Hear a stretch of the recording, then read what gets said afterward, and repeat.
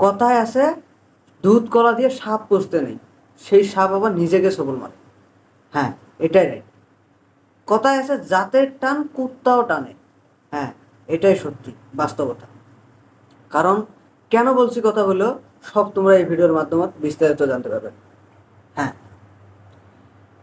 কথার মধ্যে কথা হচ্ছে, বিস্তারিত জানার আগে তোমরা এই ভিডিওটাতে একটা লাইক করো, লাইক করে পাশে থাকো, ভিডিওটা পুরো বিস্তারিত দেখতে থাকো।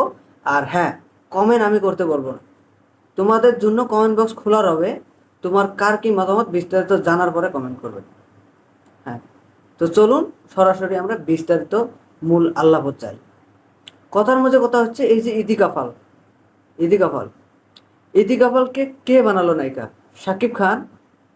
প্রিয়তমা সিনেমাতে সে কাজ করার চান্স পেল, প্রিয়তমা সিনেমাতে কাজ করলো, সে নায়িকা হলো। আমরা শাকিব ফ্যানরা এবং সবাই ইদি কাপালকে ইদি কাপাল হিসেবে চিনি। শাকিব খানের প্রিয়তমা সিনেমাতে কাজ করার পরে পরে তাকে আমরা নায়িকা হিসেবে চিনি। নয়তো সে একজন সিরিয়ালের নায়িকা ছিল, সিরিয়ালের। কোনো সুপারস্টারের সঙ্গে কোনো মুভিও সে করেনি। আমাদের মেগা স্টার শাকিব খানের সাথে সে প্রিয়তমা প্রথম মুভি করলেন, আর সেই মুভি করে তাকে আমরা নায়িকা হিসেবে জানতে পারলাম। আজকে দেখুন কেন তাকে নিয়ে এই কথাগুলো বলছি। সর্বপ্রথম তোমাদেরকে জানানোর আগে ছোট্ট একটা ইন্টারভিউ দেখাতে চাই ইদি কাপালের। তো সরাসরি তোমরা আগে ইন্টারভিউটা দেখো। দেবদা, জিদ্দা, শাকিব খান, তিনটে ছবি এলে আমি কাকে আগে চুজ করব? দেবদার সঙ্গে সিনেমা করছে। দেখতে পারলেন সেই ইন্টারভিউ। শাকিব খান, শাকিব খানকে নিয়ে সে কি বলল, যদি তাকে 3টা মুভির অফার করা হয়, হ্যাঁ, যদি 3টা তাকে অফার করা হয়, 3জনের সাথে 3টি কাজের যদি অফার করা হয়, সে কাকে চুজ করবে? দেবদা, জিদ্দা, শাকিব খান। এটা কি কোনো বিষয়? দেবকে দা মানে দাদা, জিতকে দা মানে দাদা, শাকিবকে শাকিব খান। কেন? যে তোমাকে নায়িকা বানালো, আজকে তাকে পিছনে ফেলিয়ে কথা বলো, তাকে ওভারটেক করে, মানে তোমাদের দেশের দেব, জিৎ, তাকে নিয়ে আল্লাহ আলোচনা করো। অথচ যেই সুপারস্টারের সঙ্গে কাজ করে তুমি আজকে নায়িকা হিসেবে তোমার মানে পরিচয় হয়ে গেল, এবং তাকেই তুমি এখন চিনতে পারো না। হ্যাঁ, এটাই স্বাভাবিক। তোমরা দেখতেই পারলেন সে কি বলল। কেন? সে তো বলতে পারতো সেটা আমি বলতে পারবো না, সেটা আমার পার্সোনাল অফার যদি কোনো দিন আসে তাহলে আমি বলতে পারবো যে কার সাথে করব কার সাথে করব না, সেটা আমার মানে ব্যক্তিগত ব্যাপার। কিন্তু আমি সেটা প্রকাশ করতে চাই না, কারণ আজকে এর কথা বললে সে খারাপ পাবে, ওর কথা বললে ও খারাপ পাবে। তাই আমি কারো কথা বলতে চাই না। যার সাথে মুভি করার মানে প্রজেক্ট আসবে, যারটা আগে আসবে আমি তার সাথে করব, এমনটা কিন্তু বলতে পারতো সে, কিন্তু সে সেটা করেনি। সে ওই যে জাতের টান কুত্তাও টানে, তেমনই কলকাতার নায়ক দেব, কলকাতার নায়ক জিৎ, তাই তাদেরকে দাদাও বলল এবং তাদের সঙ্গে কাজ করার জন্য মানে প্রস্তুতি নিল। এবং শাকিব খান, শাকিব খান যে সে প্রিয়তমাতে কাজ করলো শাকিব খানের সঙ্গে। প্রিয়তমার সিনেমা কিন্তু রিলিজ হওয়ার পরে পরে যে যতগুলো মানে ইদি কাপালের ইন্টারভিউ আমরা দেখতে পাচ্ছি, সেই ইন্টারভিউগুলোতে কিন্তু ইদি কাপাল বলেছে যে শাকিব খান অনেক ভালো, শাকিব খান অনেক মেধা, শাকিব খানের সাথে কাজ করে আমার খুব ভালো লাগে, পরবর্তী আমি শাকিব খানের সঙ্গে সিনেমা করতে চাই। এবং অনেকগুলো যদি ছবির মানে আমার কাছে অনেকগুলো যদি ছবির অফার আসে তাহলে আমি শাকিব খানের সঙ্গে করব, যেহেতু শাকিব খানকে আমার অনেক ভালো লাগে, শাকিব খানের সঙ্গে কাজ করে আমার অনেক ভালো লাগে। আজকে এই কথাগুলো কোথায় গেল? আজকে কেন তাহলে দেবের সাথে খাদান সিনেমায় কাজ করলে, শাকিব খানের প্রিয়তমা সিনেমা করে হ্যাঁ তুমি নায়িকা হিসেবে তোমার নাম উঠলো, নায়িকা হিসেবে ইদি কাপাল বলে একটা নায়িকা আছে, সেই ইদি কাপাল তোমাকে আজকে দেবের খাদান মুভিতে যে তোমাকে আজকে কাজ করার জন্য নিয়েছে, সেটা কি জন্য?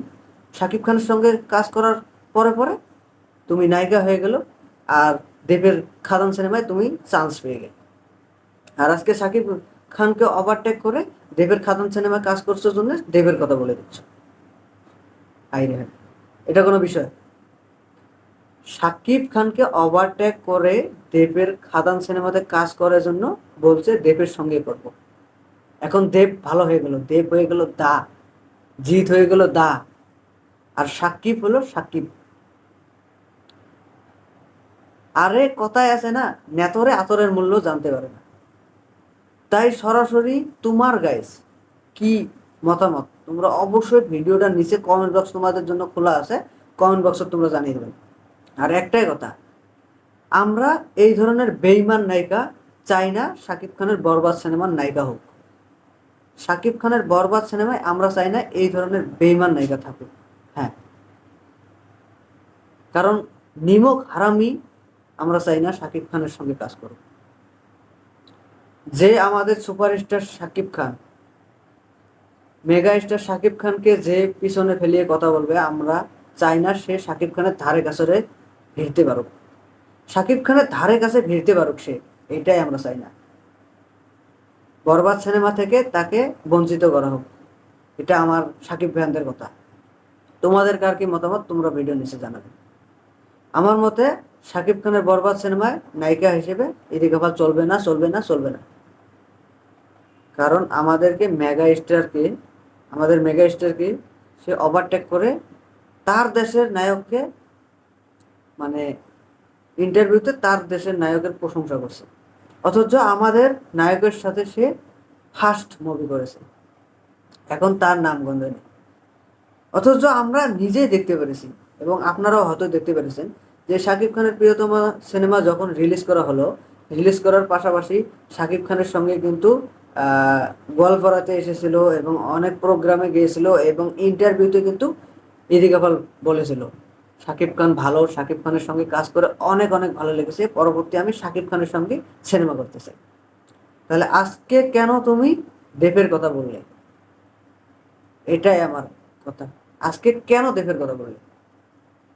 তুমি বলতে পারতে যে আমাদের যদি 3-3টি মুভির প্রজেক্ট আমার কাছে আসে, অফার আসে 3-3টি মুভি, তাহলে যারটা আগে আসবে আমি তারটাই করব, নয়তো 3-3টেই করব। আর নয়তো বলতে পারতে সেটা আমার ব্যক্তিগত ব্যাপার। কিন্তু তুমি কি বললে? যদি দেবদার সঙ্গে আসে, যদি জিদ্দার সঙ্গে আসে, যদি শাকিব খানের সঙ্গে আসে, তাহলে অবশ্যই দেবদার সাথে। এখন দেব হয়ে গেল তোমার মানে দাদা। কি বলবো, তোমাদের মতন নায়িকার জন্য পুরো ইন্ডাস্ট্রি খারাপ হয়ে যায়। তাই আমরা চাই না নিমক হারামি বেইমান নায়িকা শাকিব খানের বরবাদ সিনেমাতে কাজ করুক, এটা আমরা চাই না। তো তোমাদের শাকিব ভাইয়ানরা, তোমাদের কার কি মতামত তোমরা জানিয়ে দাও। আর যদি চ্যানেলটা নয়া হয়ে থাকেন তাহলে চ্যানেলটা সাবস্ক্রাইব করো, নতুন নতুন বিস্তারিত নিউজ তোমরা এই চ্যানেল পেয়ে যাবেন সবার আগে। তো আজকের ভিডিও এখান থেকে শেষ, দেখা হচ্ছে পরবর্তী ভিডিও। ভালো থাকবেন, সুখে থাকবেন, সুস্থ থাকবেন সবাই। Thank you.